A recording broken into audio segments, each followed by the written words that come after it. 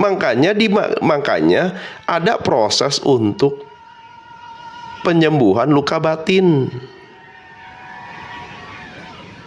Ya, karena itu syarat utama gitu loh untuk mengkosongkan. Makanya ada istilah kosong sama dengan kosong adalah isi, isi adalah kosong gitu loh. Jadi setelah diisi dikosongin lagi. Apa yang dikosongkan? Yang dikosongkan itu adalah wadah yang ternyata selama ini kita isi dengan sampah-sampah beban emosi yang makin lama makin busuk, gak ada untungnya buat pertumbuhan jiwa kamu gitu loh.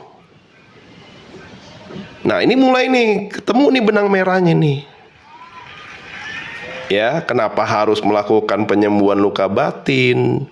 Kenapa harus nanti bermeditasi, mengamati diri? Ya, nanti ketemu gitu loh. Ya, rangkaian-rangkaian dari live apa yang saya sampaikan itu nanti ujungnya ke sana. Ini soal proses transendensi. Ya. Makanya kalau yang demen yang ngamatin itu dia pasti tahu tuh. Ya pasti dia ke upgrade sendiri, Bang. Kalau dia itu tahu ya caranya melepas yang bukan aku gitu loh. Dia upgrade otomatis wadahnya makin gede gitu loh. Transendensi itu apa? Transendensi itu proses perjalanan evolusi jiwa dari kesadaran ketubuhan, makom ketubuhan naik ke makom keilahian. Itu loh. Ya. Ini berat nggak nih ngomongnya? Takut berat ini. Ya nggak apa-apa lah ya, nggak pengetahuan dulu ya. Ya. Dari gelap ke, nah ya itu memang begitu gitu loh. Makanya gimana ya gitu. Ya. Jadi kesadaran tuh ada makomnya guys. Ada. Ya. Ada makomnya. Tapi ya nggak apa-apa. Kalau belum paham ya nggak apa-apa. Ya.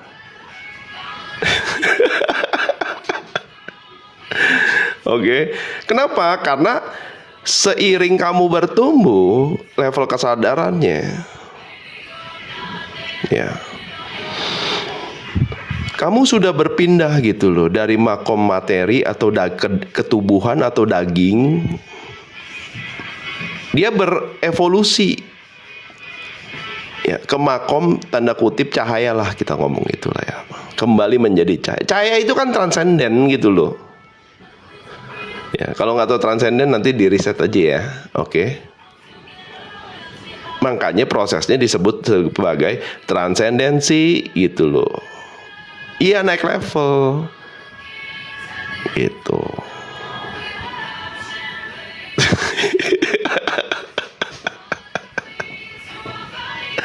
Oke, lanjut ya. Karena emosi yang intens mungkin tidak selalu merupakan kesalahanmu. Nah ini penting.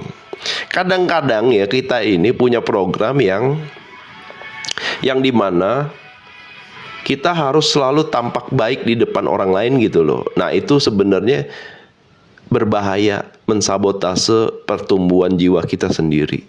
Karena kita akan terjebak nyenengin orang banyak gitu loh. Dan itu kamu nggak akan mampu.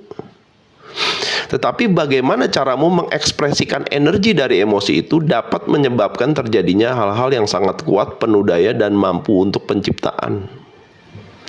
Entah itu menjadi sesuatu yang mengerikan atau sesuatu yang ajaib. Ya. Jadi balik lagi, bisa nggak kita mengolah energi-energi emosi dasar rendah ke ranah konstruktif ataupun destruktif. Ya. Paham ya? Jadi itu tergantung bagaimana kamu itu mampu untuk belajar mengamati secara jernih. Gitu loh. Sehingga kalau kamu belajar menjadi pengamat, kamu akan tahu, oh banyak juga gitu loh ternyata solusi lain yang belum saya sadari, yang belum saya tanda kutip tuh lihat dari perspektif yang lain gitu ya. Jadi semua itu tergantung seberapa baik bagaimana pengenalan atas dirimu sendiri. Dan salah satu tujuan dari kesadaran adalah mampu mengkultivasi atau mengolah sesuatu yang tidak baik menjadi bermanfaat. Jadi Cohen tuh bisa begini ya karena ada proses perjalanan yang tidak baik gitu loh. Paham nggak? Baru bisa sharing karena sudah ngalamin. Gitu loh. Ya kalau itu bisa bermanfaat ke satu orang, itu udah cukup bagi saya. Gitu. Karena artinya nggak ada yang sia-sia. Ya. Mau baik atau buruk, itu nggak ada yang sia-sia artinya. Karena sudah ada satu orang yang merasakan manfaatnya.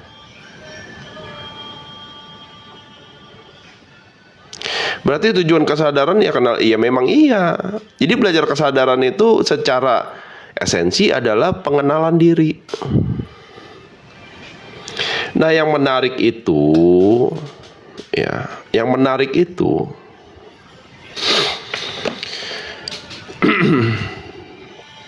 yang menarik itu adalah ada yang namanya elemen di dalam diri. Ada elemen api, tanah, air, dan udara. Oke. Tetapi untuk mengolah ini dibutuhkan yang namanya itu beberapa variabel. Antara lain yaitu niat, pikiran, yang nanti digabungkan menjadi sebuah usaha.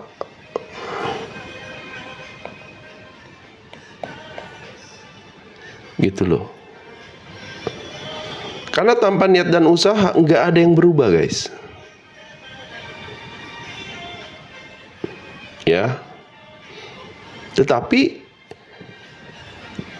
kalau niat dan hanya usaha tanpa menggunakan yang namanya pikiran, kamu nggak bisa mengolah elemen-elemen ini.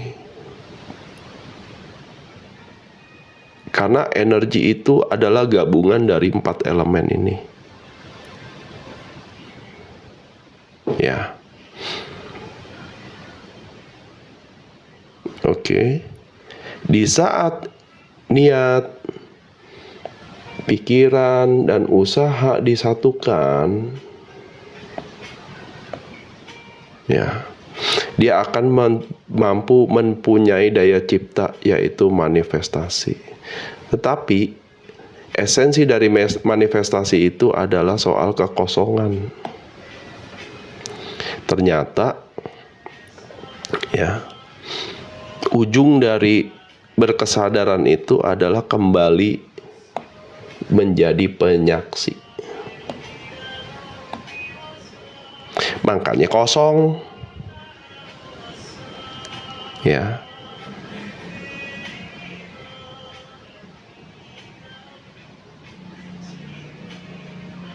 Bingung ya, nggak apa-apa. Makanya beberapa ayat itu diawali dengan saya bersaksi. Kenapa? Karena untuk bersaksi itu dia membutuhkan yang namanya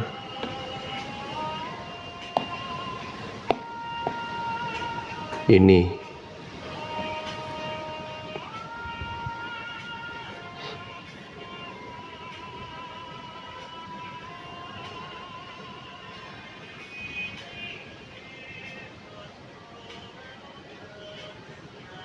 Ya nanti cari sendiri ya. Ada kok. Ayatnya cari sendiri ya. Nah, oke. Jadi bisa memanifestasikan sesuatu itu hal gampang, guys. Tapi bisa nggak melepas manifestasi itu dan memilih untuk kembali kosong gitu loh. Ya. Kalau bisa, salut. Kamu siap-siap menyaksikan seluruh itu gitu loh.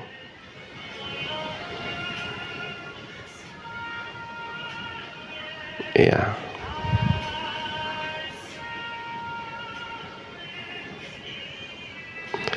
Karena dalam kekosongan itu yang ada cuma potensi aja. Ini potensinya. Paham nggak? Jadi udah nggak ada lagi identitas. Udah nggak ada lagi, Kohen tuh nggak ada lagi. Yang ada adalah yang selama ini selalu ada, selalu menyaksikan, mengamati Kohen. Dan dasarnya adalah 3 ini. Gitu. Oke? Lanjut dulu. Jadi semua bermula dari keberanianmu. Agar kamu bisa melampaui zona nyaman dibutuhkan yang namanya keberanian. Jadi tangga pertama tuh adalah courage, untuk melampaui ego. Yang dimana ini energi awal yang cukup besar gitu loh, untuk kamu bisa memulai peperangan di dalam batinmu. Karena ego dan pikiran tidak akan tinggal diam.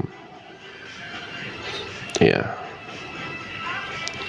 Tidak akan, dan pasti akan mengadakan perlawanan lewat sensasi tubuh, emosi-emosi, serta visualisasi yang berujung ke persepsi. Ya. Jadi kalian akan di-trigger tuh. Contoh dalam bermeditasi, di-trigger lewat sensasi tubuh, lewat yang namanya emosi, lewat yang namanya visual, melihat ini kok, melihat itu. Ya. Karena apa? Karena kamu mau dikunci ke dalam sebuah persepsi yang kamu pikiran yang pikiran simpulkan gitu loh. Nah, begitu kamu berpersepsi, terkunci kamu di situ, nggak bisa bertumbuh. Wah, saya melihat cahaya kok, melihat nur. Nanti dia pada saat meditasi ngejar lagi tuh cahayanya tuh. Mana ya cahaya yang kemarin ya? Padahal itu permainan dari ego dan pikiran. Ya. Jadi hati-hati. Ya. Nah, itu cahayanya datang tuh. Karena kalau udah dikunci lewat persepsi, realita model dunianya, dia akan mengikuti persepsi yang sudah kamu yakini itu. Hati-hati guys. Oleh karena itu dalam konflik batin ini dibutuhkan 3 hal yang esensial. Ya. Yaitu niat, itu soal tujuan baru, fokus soal arah energi, dan juga aksi soal melampaui persepsi lama yang membentuk realitamu. Ya. Latih terus minimal selama 30 hari sampai apa yang dilakukan itu menjadi sebuah kebiasaan atau habit baru dalam memandang belenggu dan diri sendiri. Jadi persepsi itu akan menjadi sebuah belenggu yang mencipta realitamu sendiri. Kalau kamu berpersepsi, ya, aku nih apa sih, cuma serpihan rengginang, ya udah, berarti kamu sedang menciptakan realita yang akan membuat kamu terus yakin soal persepsimu itu, gitu.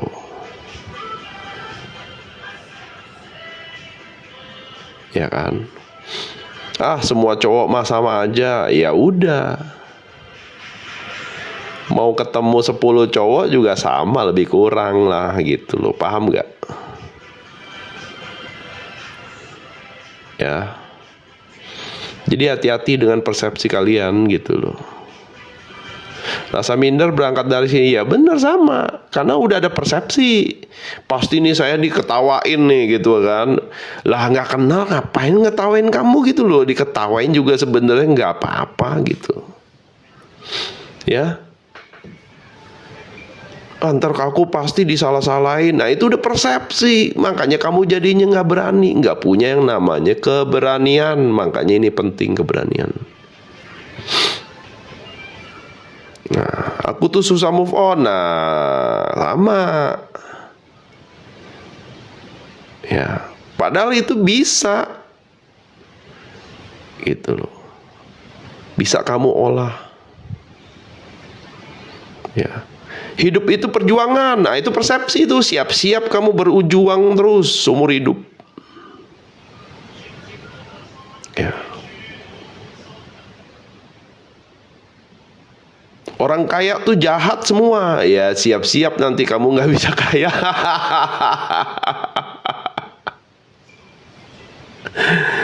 Ya. Oke. Nah, jadi hati-hati.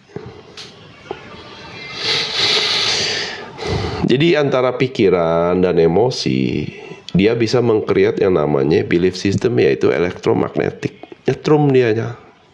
Dan elektromagnetik itu kalau direpetisi terus jadilah realita. Ini persepsinya nih. Ini persepsi nih. Mau buruk mau baik pokoknya jadi aja. Karena udah cukup, dayanya tuh udah cukup gitu loh. Ya. Untuk mencipta itu udah cukup variabel-variabelnya. Ya. Nah, ini api, air, tanah, udara. Ngikatnya cahaya. Kakak Bu, thank you. Oke. Jadi teman-teman nih harus eling. Ya, memanfaatkan elemen-elemen yang ada di dalam diri. Tidak hanya untuk memanifestasi, tetapi menyadari kalau ada layer yang lebih dalam, yaitu soal kekosongan di dalam diri. Hening, tenang. Yang dimana dalam kekosongan itu cuma ada ini. Siapa aku gitu loh. Ya. Jadi antara niat, pikiran, dan usaha itu dia harus laras. Baru bisa memanifestasikan. Tetapi begitu sudah bisa memanifestasikan, jangan berhenti di situ. Belajar untuk melepaskan. Gitu loh. Kenapa? Karena potensinya yang besar tuh adanya di dalam kosong itu. Soal yang selama ini ngamatin Cohen, ini kayak gini Cohen diamatin.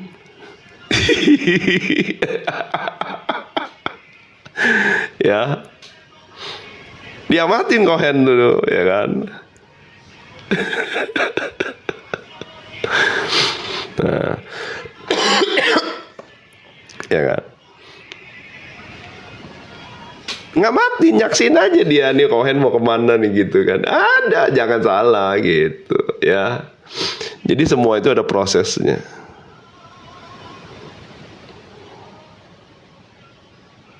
Oke.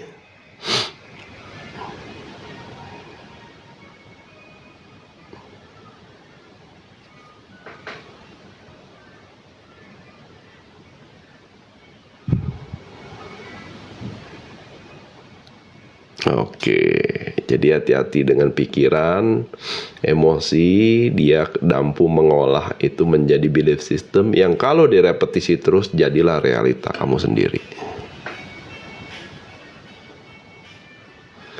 Ya, makanya proses mengamati itu penting banget. Proses mengamati itu penting banget. Ya. Belajar mengamati diri. Jadi antara yang mengamati dengan yang diamati itu, nah dia sebenarnya ada koneksinya tuh.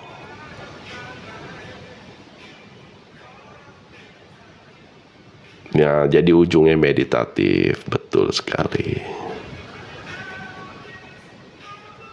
Mengamati apa? Ya mengamati yang paling gampang itu emosi dan pikiranmu sendiri. Gitu loh. Penting itu.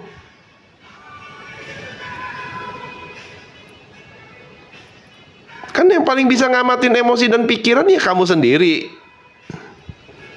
Saya mana bisa ngamatin emosi dan pikiran kamu. Kamu yang lebih tahu itu loh.